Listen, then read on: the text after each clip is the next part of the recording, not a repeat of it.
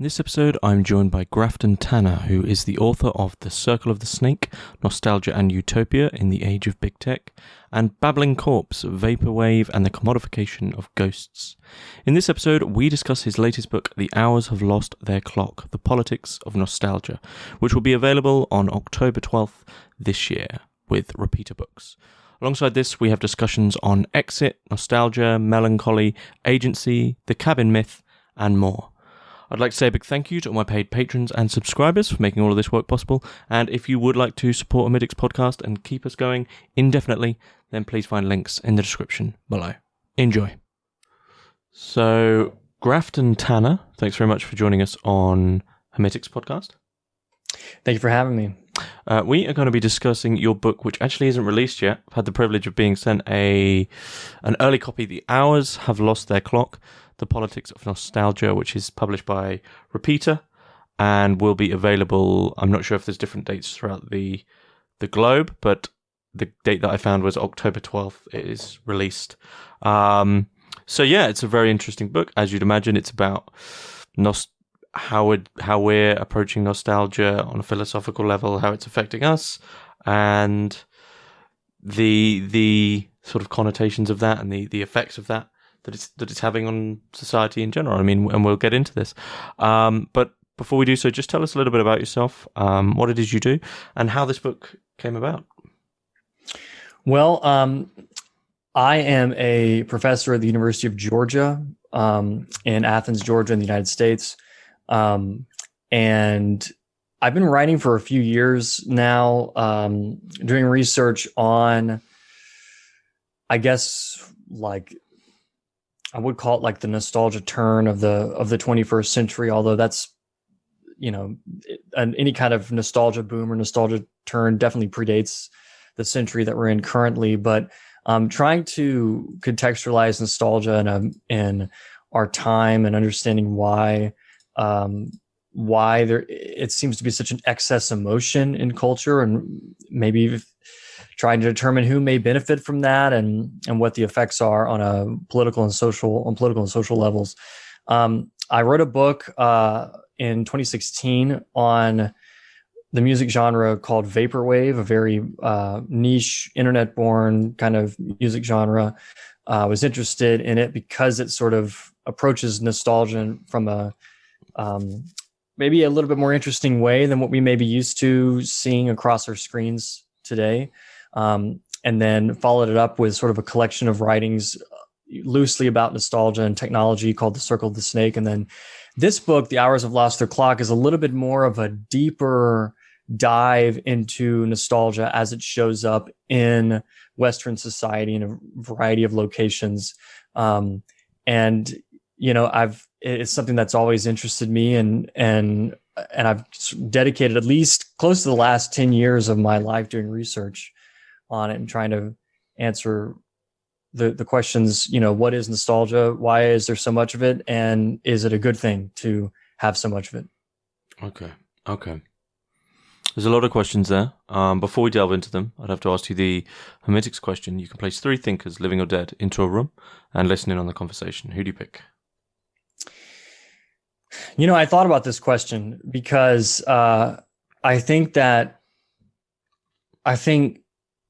I would love to sit and listen to like some great thinkers talk about the stuff that I think about all the time, but honestly, I'd be really fascinated to listen to some of the great like musician thinkers. I'm a musician first, like by trade and training, I guess. That's what I kind of came up in school doing and whatnot. And I've long been a huge fan of the artist David Sylvian,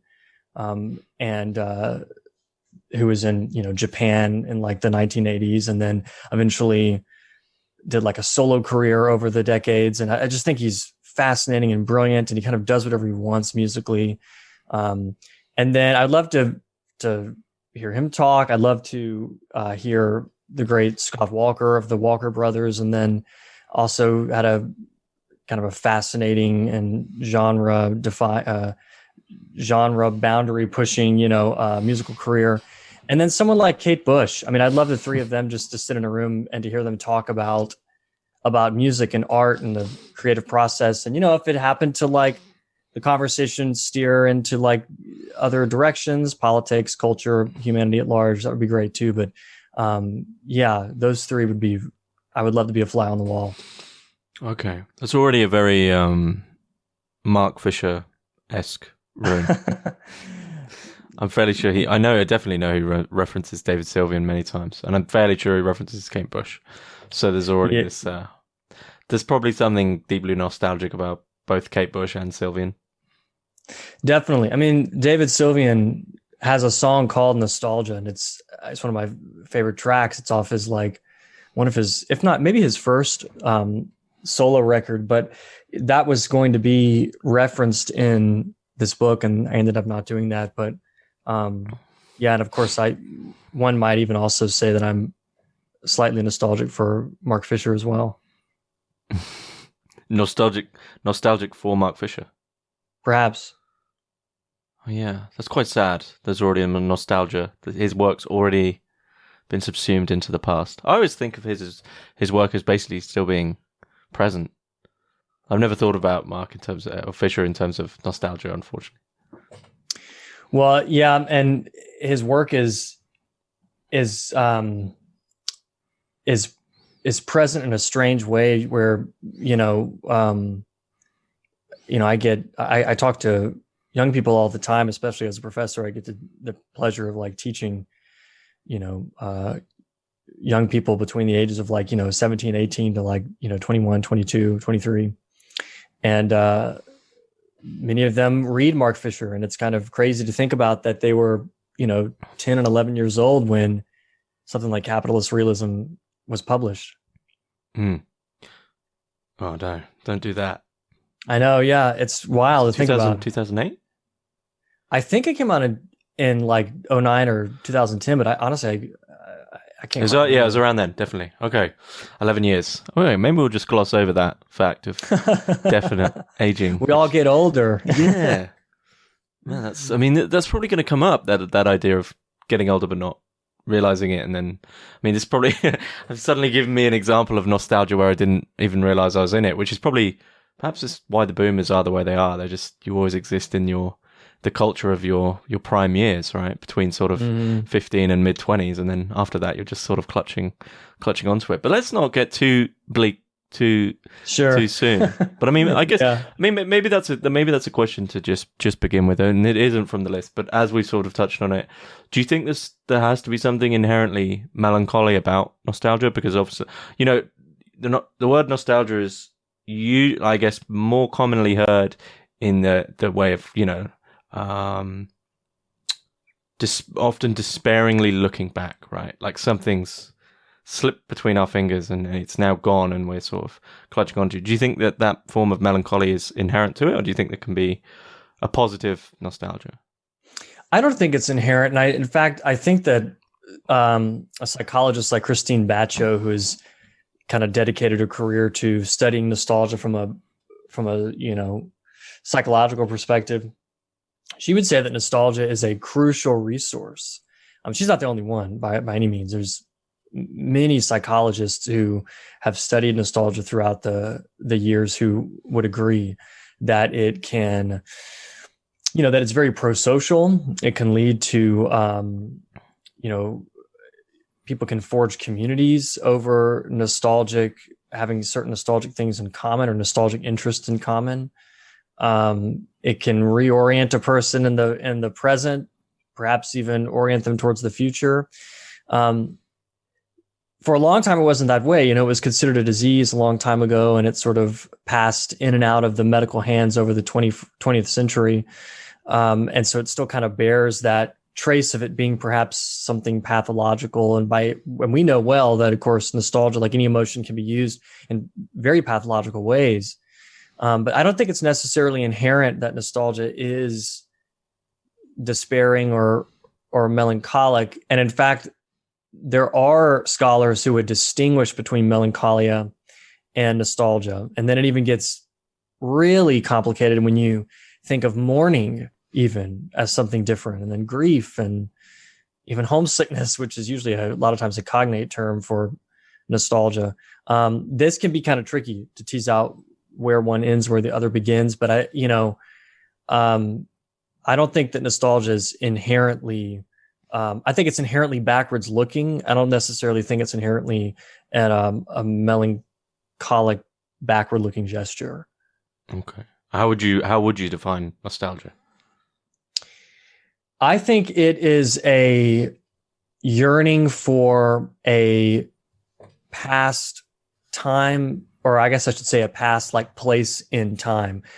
We don't really ever yearn for a specific time period without also thinking of nostalgia as a place sort of embedded within that time period. And usually is in our minds kind of like a home in the past. It could be like our literal home we grew up in. It could be a homeland, like our country of origin or what have you, or the town we grew up in. It can also be a fabricated home, a home that we may cobble together in retrospect as we look back. Mm-hmm. But I think it's important to think of it not only as yearning for a long gone, bygone time, but also as a specific place within that time. It's kind of difficult to tease out the differences there. And that's where homesickness and nostalgia have kind of switched places throughout history, one sort of meaning the other, translatable across different languages as kind of the same thing. And so that's sort of how I conceptualize it. Okay. Which brings in the weird thing, the weird sort of, I mean, it's happening a lot at the moment, and I'm sure this probably came up in your writing on Vaporwave. This idea of a past which we're sort of yearning for, which was perhaps a safer place or a nicer place or, somewhere homely. And when you were writing about this in the book, my mind instantly went to Stranger Things, which I think is one of the more peculiar examples of this, which is it's a TV show targeted at people, let's say 16 to mid 30s to early 40s, maybe, right? But it's set in the 80s, and it's produced and pushed in such a way as to sort of bring about in the viewer a feeling of nostalgia for that time period. And yet the majority of people who are consuming this show, and many others like it, didn't even exist in this time period. So could we consider this sort of an artificial nostalgia? Do you think this is, sorry to bring in a dangerous word, but do you think this is healthy to have a sort of a yearning for basically a non-existent memory, basically? I use the term healthy too a lot of times when I'm talking about this thing, because we know that emotions in general, but like anger and nostalgia and fear can be weaponized by all kinds of really insidious individuals and people of questionable merit, and some of them quite powerful. But I see Stranger. Okay, so I do get this question a lot as well, like whether a person can be nostalgic for a time they didn't live through, and whether or not that's something entirely different, or if that's still nostalgia. I consider that still nostalgia, because the reason, Netflix wouldn't have greenlit Stranger Things if they didn't know it was going to really sell well. And for a long time, there's been ample research indicating that an emotion like nostalgia tends to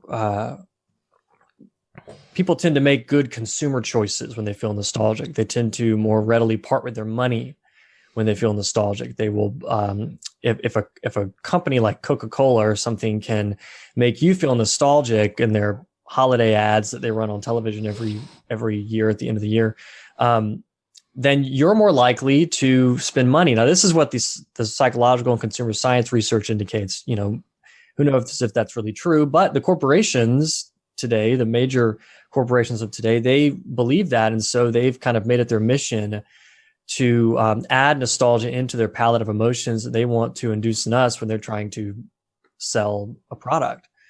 And Stranger Things, of course, is basically operates the same way as a streaming series. And so when I was first told about Stranger Things, it was by people who were my age, like millennial born kind of generation, people who are now in the early 2020s are starting to turn 30 or whatnot. And they're the ones who certainly were not born in the 1980s, but it didn't matter because Stranger Things is popular among them because it not only presents a simplistic kind of universe of people were like, yeah, I mean, the threat sounds kind of cosmic and scary, but nothing is really at risk. I mean, it is kind of like a sitcom in that way. At the same time, though, it appropriates a lot of the imagery of the 1980s that many of these people who didn't live through the decade received secondhand through the 90s and the 2000s and on to today. And so they're not necessarily nostalgic for the 1980s as it was, like time period necessarily. More or less, they're nostalgic for the way 1980s iconography was sort of rebooted little by little throughout the 90s and the 2000s and into today. I remember there was this interview with The Weeknd, who just released an album last year that's heavily kind of indebted to this sort of quasi 80s genre of music, synthesizer heavy music. And he was talking about how he said something along the lines of like, I'm so glad that people are really vibing with the 1980s now. And I mean, I kind of laughed because I thought, well, people were, really into the 1980s 10 years ago in 2010, and they were into the 1980s in the early 2000s. I'm probably really into it in the 1980s as well. Yeah, exactly. I mean, like, it didn't really ever die. It just kind of like remains at this low level state. I would argue that there's a little bit more of this. We go through like periods where the 80s gets a little more saturated in the culture. That's probably how it is right now. But, I mean, this was going on 10 years ago. And so Stranger Things is one of those instances where watching it is exciting for some people because they enjoy this sort of nostalgia by proxy, where they didn't live through the 80s, but they get to watch an obvious fantasy of the 1980s, which seems very stable in an unstable time as ours is today. Yeah. I mean, it also almost becomes like a caricature of survivability bias, right? They're like, if you spoke to someone from the 80s, they could probably tell you about a ton of things which didn't survive this cultural sort of whittling down. And we are left with the real intense moments of the 80s, which often come across as kitsch. So we're sort of left both with the real, but it's really this caricature vision of what both things that have come from the 80s, but also sort of what we expect the 80s to be, it seems. So you're developing your own nostalgia. But I mean, perhaps it's my own sort of pseudo schizophrenia, but that seems almost sort of like a Philip K. Dick novel or a J.G. Ballard novel, right? Totally. Your memories are then being formed by this false nostalgia. And I wonder, I guess the point is that perhaps nostalgia used to be a bit healthier because people came from times which, I've said this before in this podcast, but if you were born after the World War II, you sort of have that tether to that as the event of your life. And then the 60s, 70s, 80s all seem to have, and the 90s all seem to have big events around them. And then from 2000 onwards, we've sort of been a bit lost in terms of having tethers of history, and we're just constantly reeling back to other times. And do you think there's perhaps a greater propensity towards indulgence in nostalgia now because we, the famous no future remark that we are in this unstable time. So we yearn, that is our stability is in the past. Yes. And I would say that, when Marc Auger, who wrote, Non-Places, great, like 1990s anthropological text, in which he came up with this idea of the non-place as this sort of place of commerce that is sort of anonymous and exists all over the world, like a McDonald's or a shopping mall or something.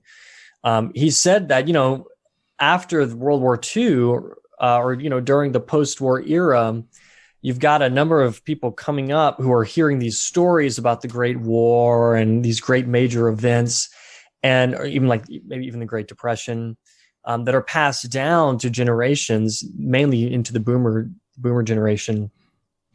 And the way the stories and the way that they're told are so amazing and tremendous that the next generation feels this pressure to like, live up to it. We'll never be able to fight the Great War. We'll never be able to struggle through the Depression and like live within history and these major events.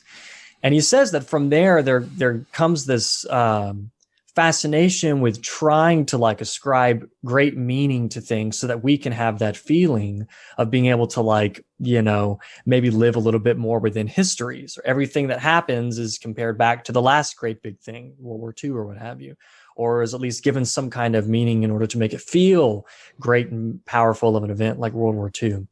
And I think that feeling has only really kind of increased over the years to the point where the most mundane, ridiculous, everyday kind of happenings that occur in the digital age, we try to ascribe some major meaning to it and ask, okay, how is history going to remember this? How are we going to, whatever?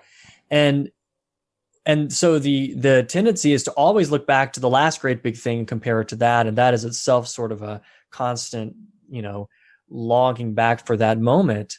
And that's not to say that any kind of major crisis of meaning occurred in the post-war era, but I would argue that that's sort of when it really began and only got worse in this, what we may consider a sort of a postmodern period that we're living in. On top of that, though, you're correct in that living in a time in which it feels like that there's no hope for the future because of economic issues or major environmental issues. Everything.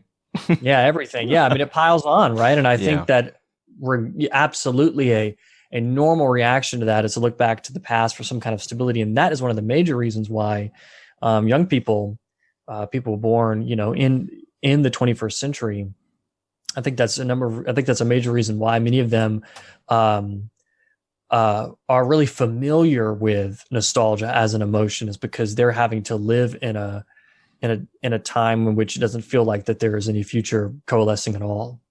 Mm. Do you think that's healthy? The nostalgia as an escape? Do you think that's I think that it's not a good thing to have single emotions propagated around the clock all the time.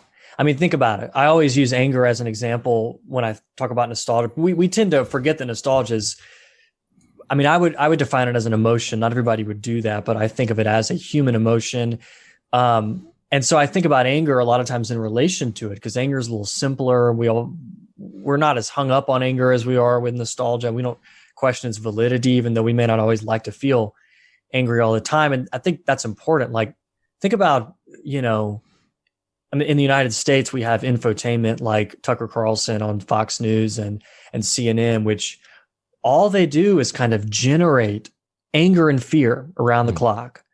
And you can get kind of trapped in an emotional feedback loop with these sorts of entertainment, which is what they are ultimately.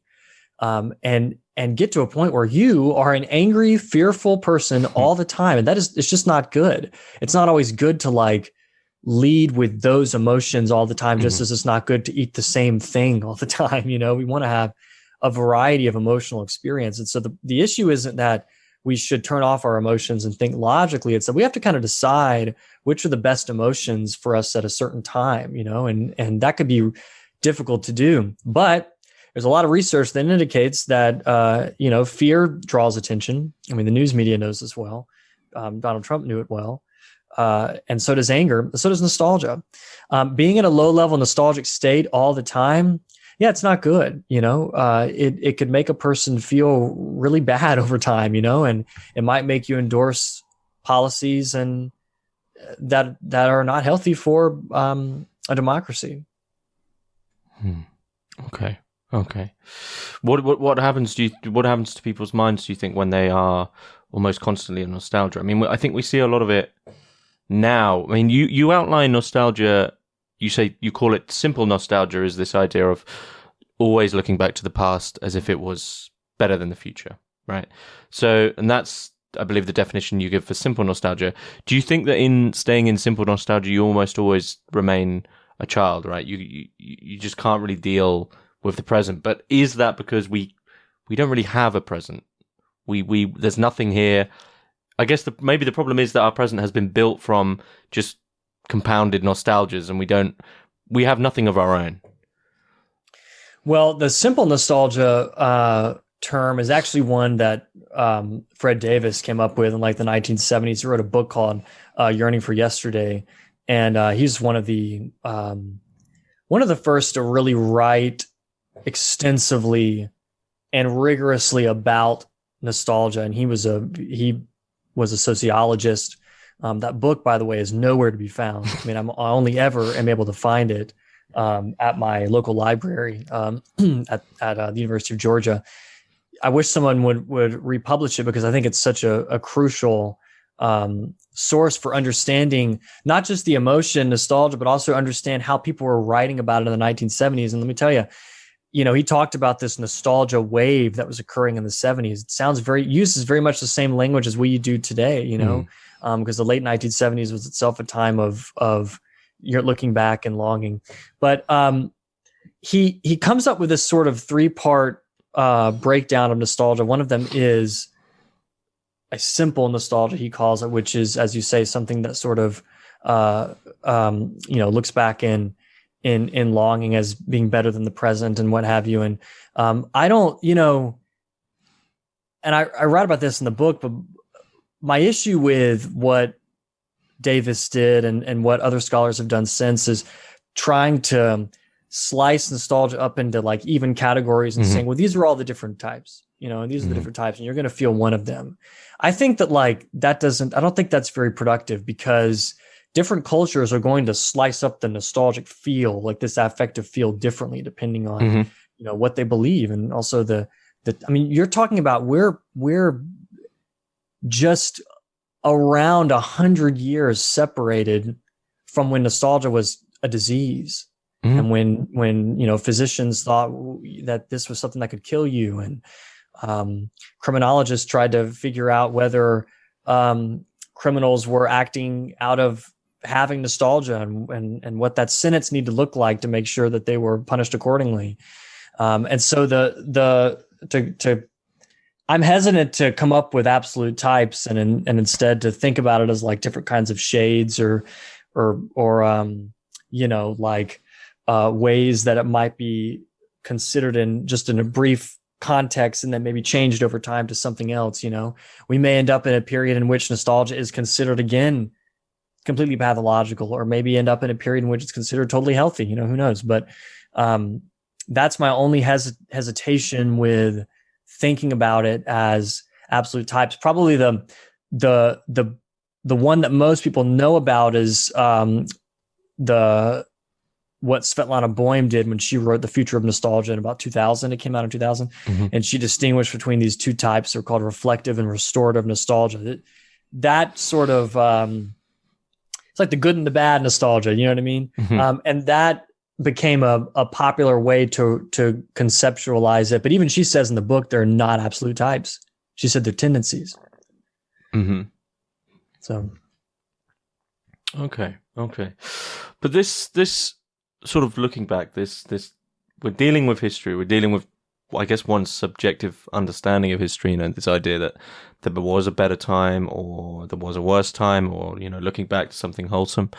Do you think that this in itself develops an idea of what the present should be, what the future should be like, in terms of you develop this sort of normality? You're almost in being nostalgic, you then yearn for a future which could hopefully fulfill that desire, but actually never will be able to, because what you're yearning for isn't really it seems to be that you're not yearning for a material or an event or an idea or a physical thing that you can get. You're yearning for a time which is gone. So it's almost like there's always a paradox with nostalgia, that you are basically desiring something, but you implicitly know you can never really get it. Well, maybe, because if you know what I mean, because if you, I really do think that between 2016 and 2020 in the United States, at least, that there were wealthy elites who supported Donald Trump, who really believed that he was going to return the country to a period in which they were able to kind of do whatever they wanted, say whatever they wanted, not have to worry about things like identity politics, be able to be as rich as they wanted, get rid of this, Green New Deal and climate change legislation, get rid of that for good. Go back to the days of oil and industry when thing was, everybody, the oil derricks were the very symbol of progress or what have you. I really do think that, and maybe I'm wrong, but I would imagine that they saw him as the way back.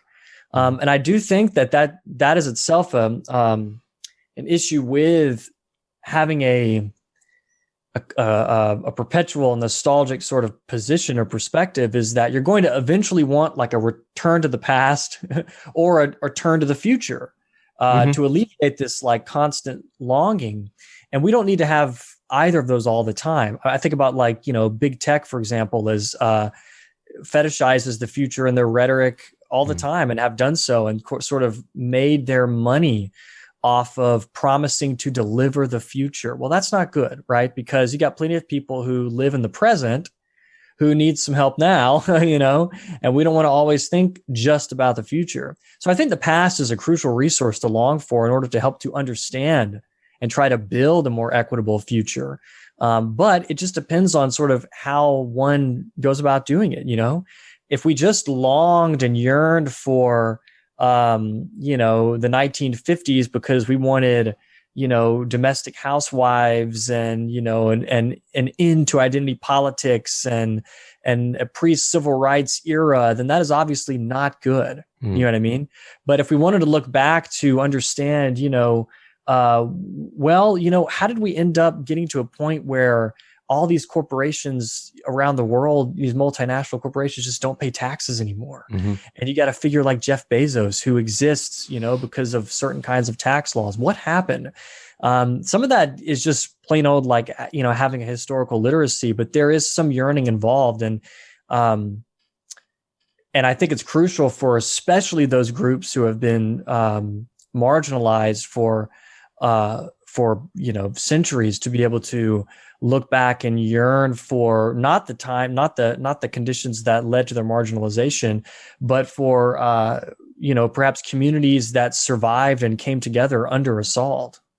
Do you think this is where like consumer culture generally comes in as a sort of a bastardization of nostalgia? That what you're talking about there is using nostalgia as a positive tool to recognize things in the past and be able to actually change the future, whereas sort of consumer nostalgia seems to be primarily for a feeling which can be fulfilled via purchase, right? So Stranger Things sort of leans heavily on D&D and arcade games and synthesizer type. It's very difficult to define what it is, but we all know what it is, which is sort of, I know that sounds like a cop-out, but I think we can all define what the nostalgic items of the 80s seem to be, and our culture tends to sort of mutate into a modern version of something old, which is that, a retro finish to our purchases. But then we know we don't use nostalgia for any other reason other than sort of a kitsch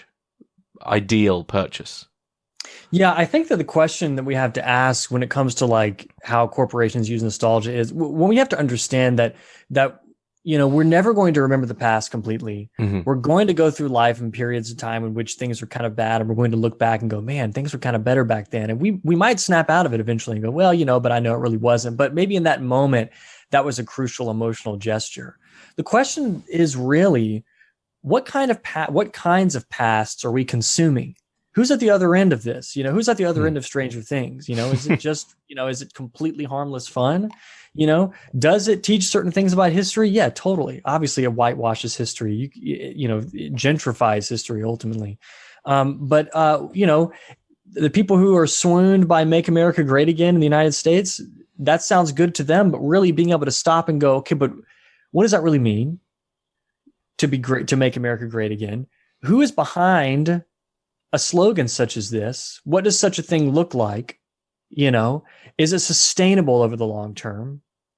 And I think being able to stop and ask those questions as a public is super important, instead of just, because let me tell you something, in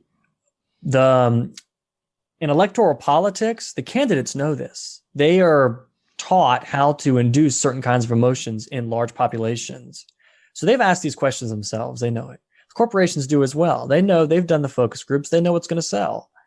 And they think the consumers are all just a bunch of idiots and apathetic and just kind of blindly go about purchasing and casting votes, but that's not totally true. It just takes the ability to be able to understand that what's occurring, what's being worked on, which happens to most of the time be really simple knee-jerk kind of emotional reactions, and asking, what past are we consuming ultimately? And is that a good thing?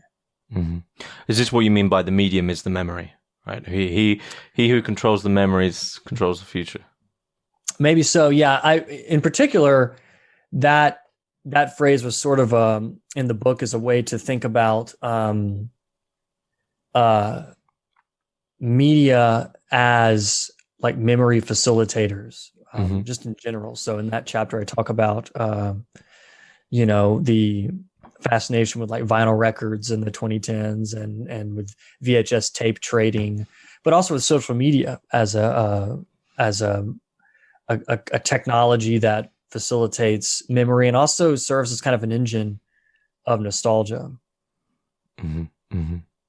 Okay. So do you think that's done literally for the sake of further production? So just produce a certain sort of artificial nostalgia so they can sort of keep pushing it? Or do you think that there is nostalgic dead ends in a way? I think Shell Oil knows that if they use an old Shell logo, that it's going to attract attention. Disney knows that if it can, sort of appropriate nostalgia for its own intellectual property, it's going to draw attention. Instagram knew that if we give people these filters to put over their really bad digital photos, because it's like 2012, and so the iPhone doesn't take good photos, it looks kind of like crap, and so if we give them these filters, hey, what do you know, it kind of makes it seem kind of dated and analog-y and Polaroid-y. Then they know that people are going to really enjoy doing that, and we all did. That's why we all got Instagram accounts. But some of this is, of course, just accidental. Some forms of, like, nobody created the cassette tape necessarily as a way to induce nostalgia among large groups of people. This was just a way for people to have recorded music and take it with them and listen to it.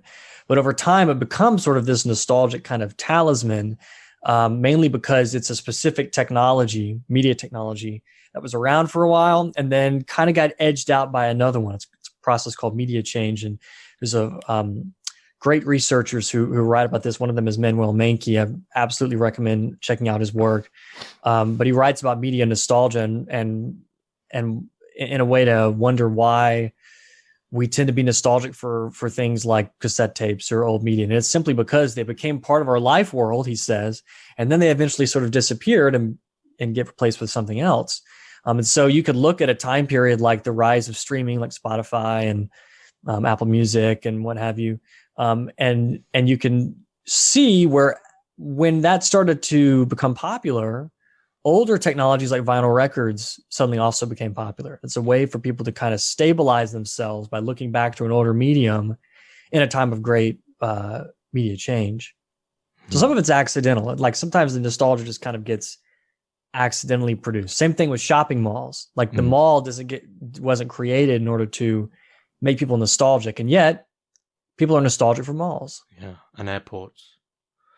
Yeah. It's sort of an overlap between liminal spaces, those non-spaces that we talked about before, the in-between spaces of life and nostalgia, waiting rooms, airports, places with lots of fluorescent light, it seems to be. Yeah, terrible lighting. Yeah, terrible lighting that gives you headaches and you don't really know what reality you're in. Yeah. Okay. Why do you think it is then that people don't see the artificial reality that they're in, right? Let's take, for instance, Disney produces its own nostalgia of something that someone has already sort of bought into. Why is it just nostalgia so comforting that we don't want to really enter into a level where we go, hang on, this isn't something that really exists in my own memory? That's a good question. And it sometimes it's difficult for me to answer because I think about like Disney films and Marvel films, and these are movies that I I'm not the kind of person who's watched every single one. And maybe one day I'll sit around and do that to be able to have a well-rounded understanding of like the Marvel Cinematic Universe. Weird. It's weird. I detest those films, but I've thought about doing the same thing because it almost seems like the Western canon now. Like I need to be able to touch on all these awful references. I think it would make me a little more knowledgeable about maybe trying to understand how the storylines themselves reflect broader kind of powerful interests, maybe. But I've seen enough, and I had a good buddy of mine actually at a period of time watch all of them, and I'm like, when you started, you'll never be able to stop because they'll never stop making them. But I think that people see Marvel films and Disney films and these kind of universe franchise. I mean, I say Marvel and Disney films. Marvel's is a holding of Disney. They enjoy watching these films and seeing kind of a really long story play out over time, almost like a soap opera or something, and watching the characters interact and watching them jump from universe to universe and communicate with one another. I think about, there's this film called Ralph Wrecks the Internet. Is that what it's called? It's a Disney sequel to Wreck-It Ralph. Yeah. And so he goes into the internet in the sequel, and it's just like, it's crazy. It's Star Wars characters and Marvel characters and Disney characters and Coca-Cola billboards, I think, maybe not. Product placement literally everywhere. And there's a scene where like all the Disney princesses are hanging out together and C-3PO walks in and is like, "You're needed in the other room," or whatever. And it's crazy, baffling to watch. I watched some of it just to be able to see it, and it's twisted my head around. But I think people enjoy watching kind of the like the old Godzilla movies, when all the Godzilla monsters were in the same film at the same time and they all battle. And that's really kind of this maximalist entertainment that some people really enjoy. But what really is going on in a film like Ralph Breaks the Internet or whatever it's called, is Disney kind of like flexing its muscles a little bit and saying, look at all the stuff we own. We don't got to ask anybody permission. Okay. We just got to put them in the film. And we know that people are going to love to see C-3PO talking with Spider-Man or whoever. It's really just them flexing their holdings ultimately. And a consequence of that is the nostalgic feeling for more. So after they get done watching the movie, people are like, let's see the next one, where we get to see the next, old character. This is interesting, right? Because I had the same experience with I'm hoping you've seen it, but Ready Player One. Oh, absolutely. You've seen, yeah, of course, right. Now, what I love about that film, which I think is on par with Apocalypse Now, is is that you're in for a treat when it begins with Van Halen's Jump. There's something about that absolutely blasting out, and you're entering into something which is going to be sort of consumerist-ly sublime. But I had the same experience with, I haven't seen that Wreck-It Ralph, the magnum opus of Disney. I haven't seen that. I'll have to watch it. But I felt when I was watching Ready Player One at certain moments, well, most of the moments, because it's such a barrage on the senses, it's sort of the cinematic equivalent of Las Vegas. But I felt legitimately, and this sounds ridiculous, but I felt legitimately schizophrenic, right? In the definition of schizophrenia, where there's so much, one of the definitions of schizophrenia, at least, that comes from Ernest Becker is there's so much information that you simply can't communicate what is actually going on in your reality, right? And the other end of that spectrum is autism, where you have absolutely defined rules. And so there seems to be a schizophrenic effect from these films of this like multitude of nostalgias coming in, and your brain, you don't really know what to do with them other than you just have this sort of fleeting understanding that these things are good because they are nostalgic. But there's actually really no substance to it other than it's like a cardboard cutout of nostalgia, right? It's like, this is good simply because it's nostalgia. I don't know if, and I don't know how. So I guess they have to keep going, right? They can't drop the mic, because then people will realize there's nothing there really. So they have to just keep producing it. I don't know where I'm going with this, but other than that, these films are terrible. That seems to be my. At the end of the day, it's like part of my criticism of it is that I just really don't like the films, you know, and I think sometimes, you know, we're afraid as critics to just outright say like, I just don't like this, you know, and it's one of the reasons why I love A.S. Hamra, the film critic, is because he doesn't shy away from that, you know, and for me, I'm the same way. I don't like these, but so what's going on with them? Like, why do they exist? You look a little bit deeper and you go, oh, okay, gotcha. Well, that's what's going on. Watch, so like Ready Player One. Okay. That's absolutely the same thing as this Ralph movie. Ready Player One is a game. Okay. Ultimately, it looks like a film, but it's a game. And the game is to spot the Easter eggs and the hidden references. And that's it, you know? And they have to be recognizable, identifiable, fun references. Richard Brody I think he was the one who reviewed it for the New Yorker and said that, you know, this is in Ready Player One, this is a past that doesn't have like Patti Smith. It doesn't have punk. It doesn't really have early hip hop. You know, it just has Van Halen's Jump and Jurassic Park and, you know, whatever else that can be, you know, referenced easily and cheaply by Steven Spielberg and his team. And so, but it really is a process of spotting the Easter eggs. And after that film came out, even before, you know, but certainly afterwards, you know, you could go to YouTube and look up Ready Player One Easter eggs, and it's just all these videos, tons and tons of videos about here is the definitive list of all the Easter eggs. This video is like 30 minutes long. Here's the definitive list, you know, 25,000 Easter eggs in this film or however many. And you could just watch them endlessly. And you could go to the movie and like, how many did I find? And then I could look on the YouTube video and, oh, I missed these 1,000 Easter eggs. Oh my gosh, I'll have to watch it again. And that's the point of it. And if you aren't used to watching movies in that way, a film like Ready Player One is really actually boring because it seems, like you said, almost like information overload. You got to go in there heavily caffeinated and with a sharp eye and look for them. And I really do think that is a consequence of, you know, cinematic universes, which are just basically, that's just a euphemism for franchises, you know, like Marvel and Lucasfilm and anything by Disney, is that they sort of, you know, prioritize the Easter egg hunting over any kind of plot development. And then that becomes the movie itself.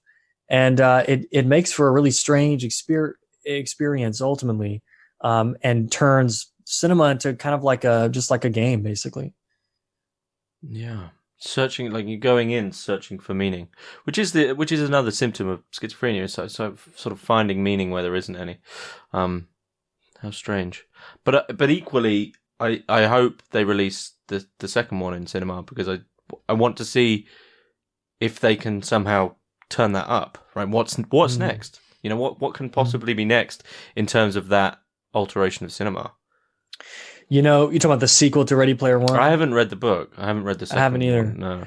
But Laura Hudson did a review of it for, I believe it was Slate, and she just destroyed it in the review, as she should have. And I haven't read it, but reading the review and reading what she was pointing out, just terrific. I recommend checking out the review, but I will definitely be seeing the second one. 'Cause I have the same questions as you. Yeah, like where I think he's already got the rights. Spielberg's got the rights for the second one, so I'm sure it will go ahead. Sure. Yeah, and I've heard Spielberg's, just as an aside, I've heard his filmmaking process now is everything's sort of set up and ready. He gets there, the actors are ready, and he basically walks into a room and just grabs the camera. There's like no setting up. It's just like you're there like for 5 minutes, like this shot done.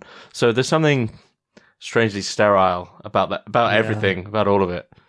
That's unfortunate. I mean, he, like George Lucas, is himself, you know, a franchise and a brand at this point. It's unfortunate because George Lucas is obviously a great director. Steven Spielberg, obviously, I think a great director. I mean, a competent director. You know, I mean, you don't have the blockbuster without these two figures. They knew how to make a film. You know what I'm saying? But it's just that they, you know, prioritized other things, namely profits. Yeah. It's a shame, because when I go back and watch George Lucas's first film, THX 1138, that's just like just such an underappreciated sci-fi film. But actually, I can use that film to segue very roughly into something I wanted to bring up, which is like THX 1138 being in this sort of mechanical hell where everything's supplied for you artificially, and he pushes everything to escape to break out into the sort of stereotypical nature right at the end. And this is something that you bring up later in the book, which is something that I've thought about loads. You know, you frame it as the cabin myth, right? The idea that the modern world's got so bad, you have this radical exit, a Thoreauian Walden cabin or Ted Kaczynski cabin exit, where you absolutely draw the line, like, right, I'm over here, you're over there. And this is something it seems you're really against this as an idea. Yeah, because I think that yes, the cabin myth is this idea that a person can, maybe even should, escape civilization, and the trope is usually to escape to a cabin in the woods in order to live a freer life, get back to nature and everything, whatever that might mean. It might mean living off the land, homesteading perhaps, and being with one's thoughts. And typically the end result of this trope is that the figure writes a book or something about their experience and then gives it back to civilization, comes back down from the mountain and says, hey, look, I've written the book. Here's how you should live. And I think that the desire is for ultimate escape, like to get off the grid completely, escape to a cabin in the woods, and to be completely off the land and away from the world and what have you. And that anything less than that, like if you're just a few miles from town, like Thoreau was, and then it's like, oh, well, he didn't really escape, so we shouldn't really listen to him and what have you. I just think that's such a tired critique. And I'm not like, some like major fan of Thoreau, but like, there's nothing wrong with the fact that he was like relatively close to town, because is it really like who ultimately benefits from a complete and total escape from civilization? Well, only the individual, and to try to pretend like it's some kind of great political statement for groups of people, for this one person to go live alone in the woods to get a little perspective and then give us a book out of it. It doesn't seem to do anything for us, but it does everything for the person who's left, And a lot of the times that they leave, they're saying one thing and doing another. They're talking all about how great it is to live completely isolated from the civilization, and yet they rely pretty much off civilization to be able to do this. So I just think that the trope is. I think it's a fundamental human desire to escape. I think that it's crucial to be able to get away once in a while. But I do not think that it is anything but sort of a selfish gesture to be able to just do it completely and then pretend like it's something that is, I guess, like political for the rest of the civilization that you've left behind. What here is the relation to nostalgia? Because the escape, the cabin myth is itself a nostalgic sort of desire, a way to sort of live simply off the land, back to nature, all of these sort of back to kind of orientations. I use in the book, I talk about Dick Prenneke, who built a cabin in the woods in like the late 1960s and lived there until the 80s. And then talked a little bit about the editor William Allen White, whose father took all of them. This is like the late 19th century, early 20th century, I believe. Took them all to a cabin in the woods to live. Nobody really wanted to go, but the whole family had to go because the dad wanted to go relive his golden days of youth when he grew up himself in sort of a cabin or what have you. And this was, of course, a good 60, 70 or more years before Dick Prenneke did it in the 1960s, but then Mark Boyle did it. And around the 2010s, he started the Freakonomy sort of group in which he tried to live completely without money and then decided that wasn't enough, wanted to live completely off the land. He came out with a book just a few years ago. Oh yeah, the way home. Yeah. The Way Home. Yeah. And he's obviously enough on the grid to do interviews, and so he's done interviews about like, No, I think they all have to go there to him. Oh, really? Yeah. Well, he talks a little bit in his interviews about how, well, I don't have to worry about, the world much. I don't have to like, worry about political things like Brexit or this and that. Luckily, that just doesn't, affect me. And I have to agree with someone like Ginny Odell, who wrote in How to Do Nothing about the problem with that, which tends to be that those people who observe a problem with the world and then their first indication is to leave it, those are people that we need to actually remain in the world with us, because they may see things that other people don't. I mean, they obviously observe enough of a problem to be able to want to leave it. But those are people I think who are crucial in order to try to, build a more egalitarian society for people, instead of just leaving it, altogether and then giving interviews occasionally about how great it is to live off the land. It just doesn't hold water for me.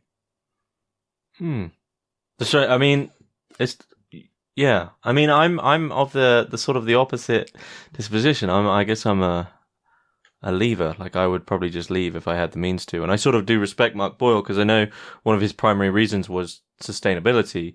And people sort of said, oh, he's so privileged. But actually, well, he has gone as far as anyone could go, I think, in terms of living a sustainable life. So I sort of respect him for that. He hasn't gone like to a cheap country to do it. He hasn't flown. And, I just have a fair amount of respect for him, because I think his primary goal was sustainability in terms of the environment first. And of course, the argument is like, well, shouldn't he be doing more to like promote environmentally friendly means to do things? But I think he realized in his years of doing activism that it wasn't changing anything, and that it has to start with you.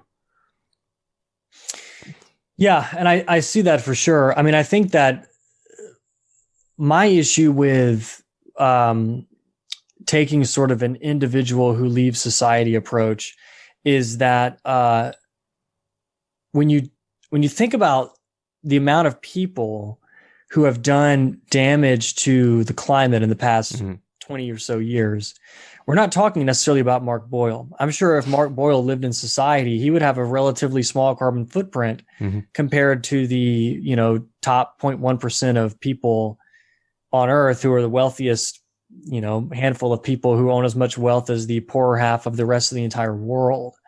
Because I flew just a month ago, but I'm not Jeff Bezos with a private plane necessarily. And I think there's a distinction that we have to make between the people who have done more damage to the environment for decades, like the Koch brothers, for example, than anybody who maybe lives in civilization relatively like normally. I mean, I think it's a trade-off, like be in the society with us to help us try to figure out what we might be able to do about it. And have a carbon footprint that, like may not be completely net zero if you were like living in a cabin in the woods, but without you, and just like your interviews and being able to live somewhat sustainably on your own, I feel like we lose like someone in the fight necessarily. And that is my issue, I think, with the ultimate leave. Okay. I don't know where to go here, because I disagree, and I don't like disagreeing with guests, because I like to, get your ideas out there. But with the Bezos thing, it's the whole idea of a top 1% of people who, like, in terms of like, you could say Bezos is top 1% of carbon production because he owns Amazon, which is, I imagine, very wasteful, etc. But then my argument is always, well, who is purchasing their things? Like, it wouldn't be sold unless. So I always think that the root seems to be like double-ended root of the problem.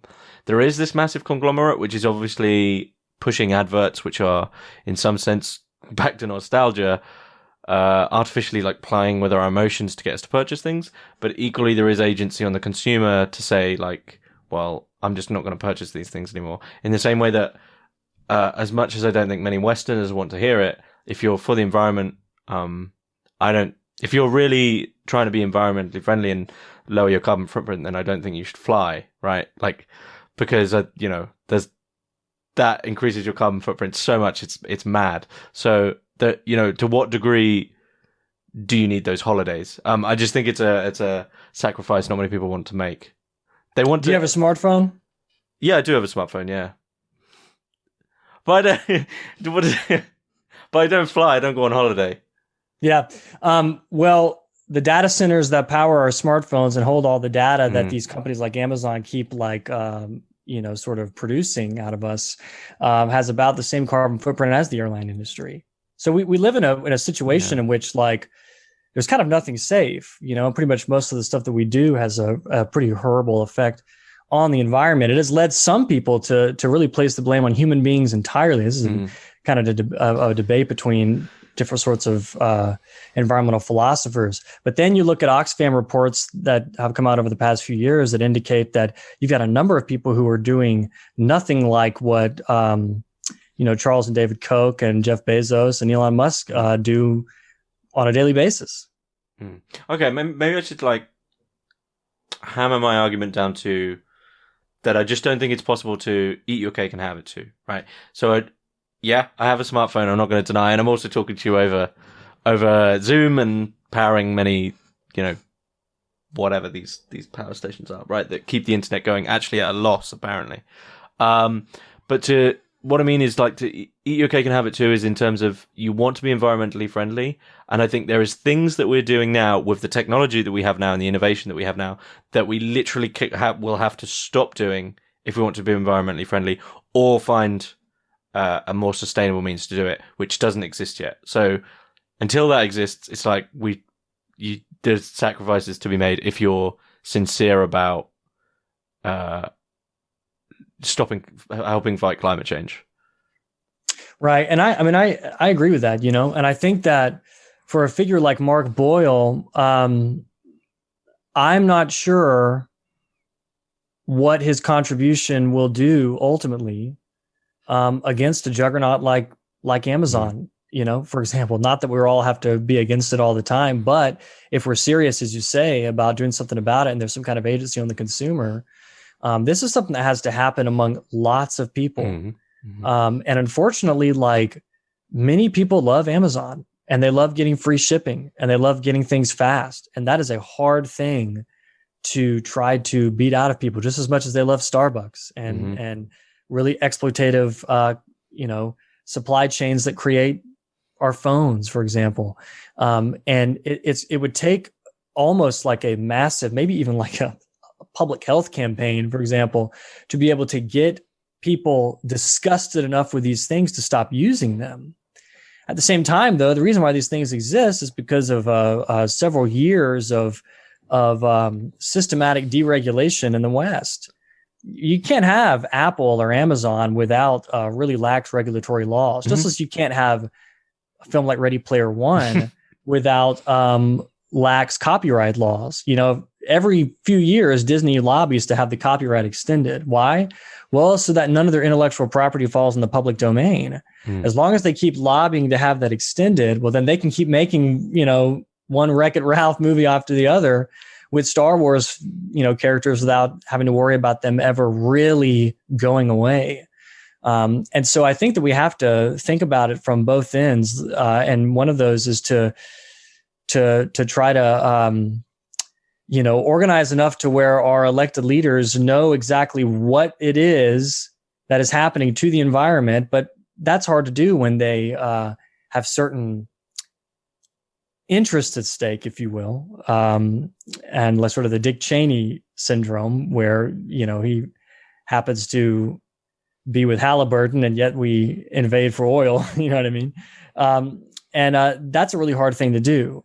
So unless those systems of power start to reorient, we're stuck with in a really bad position, which is that I got to have my smartphone for work, and yet it destroys the environment. Yeah, and I mean this is to go back to Thoreau. This is something that's come up with a guy, Matt Cahoon, who I think mentioned your book before. We mentioned the Thoreau thing before, because to mention so one of the other, Ted Kaczynski, right, the Unabomber, he goes off to a cabin, but his exit, he was like, it's going to be pure, right? I'm going back to Eden. And he was in his cabin and he was fine. And then motorbikes started coming past, planes started going overhead, and he could hear tree felling like 20 miles away. You know, these tiny things from modernity started coming in to his Eden, which he'd imagined. And that was his justification for the horrendous murders, right? Because he had developed this, I guess, this pure nostalgia in his mind, and it had been invaded by basically the inevitable. Whereas me and Matt mentioned before that actually Thoreau, even though people criticize him, they say, oh, he's only like 3 or 4 miles away from town.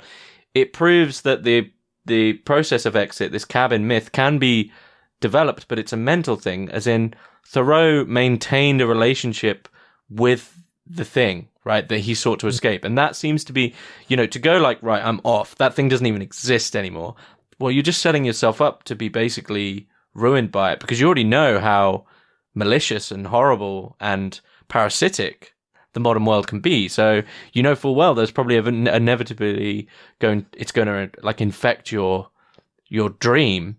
So you need to develop a relationship which is like a mental exit, and that seems to be what we need. Is like people. So, and it seems to be what you're alluding to is like we need Mark Boyle's hut like on the street, right? We need to walk past that way of living every day because he's not doing that much good. But his books is coming back, so that's something. But it would be interesting to go back to the era of like people living like that within towns, but then, you know, tons of planning permission and blah blah blah. Absolutely. Yeah. And I think, like you say, being able to pass by that and see that and knowing that, you know, and I feel the same way about Thoreau. And it's, I think that there has to be a shift in how we understand escape, and to understand, you know, that it's absolutely crucial. You know, I wrote this in the book, you know, there's a lot of fun watching Back to the Future and all these old nostalgic films when the pandemic started and lockdown happened and everybody wanted to watch all these old films. Like there's a lot of comfort in that, in a time in which like things are really bad. People are dying. You don't want to face the world, you know? When you go through intense personal grief, or even being one with a group of people who are all grieving together, sometimes you just want to watch something really stupid on TV, and sometimes you just want to get away from it all. And I just don't think that it's healthy to tell a person that you can't ever do that. At the same time, though, I think that we absolutely have to have at least one foot in the world, and that most people do want to return. You know, they want to be around their friends, and they want to sort of like have a community of sorts. And but the pressure for a person to escape completely, and that romanticization of it, isn't always really well, it's definitely not always truthful. And it oftentimes has to rely on certain exploitative structures that place one still right back in civilization. Also, you can't totally escape it, like Ted Kaczynski. You can't really go off the grid. You know what I'm saying? I will say this, a really great book that a friend recommended to me about these, I guess like we might consider the politics of escape. Check my bookshelf. It's called Shelter from the Machine, and it's by Jason Strange. And he writes about homesteading as this kind of really problematic thing that people do in capitalism, where they sort of live off on the land and escape civilization. And he says, look, it's both things. It's like, it's itself sort of an individual experiment with living that is itself kind of liberatory, and is itself also marked by the same capitalism that it's trying to escape. And it's kind of both of these things at the same time. And there's nothing really we can do about it. It's a fight that is going to continue. I recommend that book. It's a great book. It's well written, and it really digs into these problems. Okay. Is there anything you'd like to add about your own book? You know, I think that the book was a way for me to try to shatter the stereotype that nostalgia is always reactionary, and to instead ask questions like, well, like I said, at the beginning, like what nostalgia is, trying to come to like some sort of working definition of it without getting too bogged down in the particulars where there's like these types and what have you, but trying to understand kind of what it is and its history. Trying to figure out why there's so much of it today, if there really is so much of it compared to other periods in time, and whether or not that's a good thing, and who might be behind it all. You know, whether is it just a natural emotional reaction to some really unstable times? Well, yeah, but is it also kind of propagated around the clock like anger is on CNN or Fox News? Absolutely. And that was the point of writing the book. And in doing so, I was trying to look at the different places that nostalgia shows up, and maybe the places you wouldn't expect, like not just in streaming series like Stranger Things, but also in weird nostalgic phenomena that show up online. How nostalgia might be related to extinction as a concept. We've been dealing with, at least the past few years, especially the fight over, like in the United States, the fight over like Confederate monuments, but certainly in the UK as well, monuments to slave traders and what have you, and how these are nostalgic gestures and what we might do about them. And that was the thrust of the book. And I do hope that people can walk away with it understanding a little bit more about this emotion. Okay. And was I right with the release date there, October 12th? October 12th. Okay. That's right. And that's probably best to buy it via Repeater Books website and not Jeff Bezos's. The bad place. Yeah. Unfortunately, people are going to do it, you know. And, well, they got free shipping, man. I hear that's pretty good. They do. Well, you know, Repeater will have a pre-order link eventually, but there are some pre-order links at other places, and I do recommend supporting independent bookshops to purchase the book. Okay, I'll be sure to put links for those in the description. I think that's a good place to finish up. Grafton Tanner, thanks very much. Thank you so much.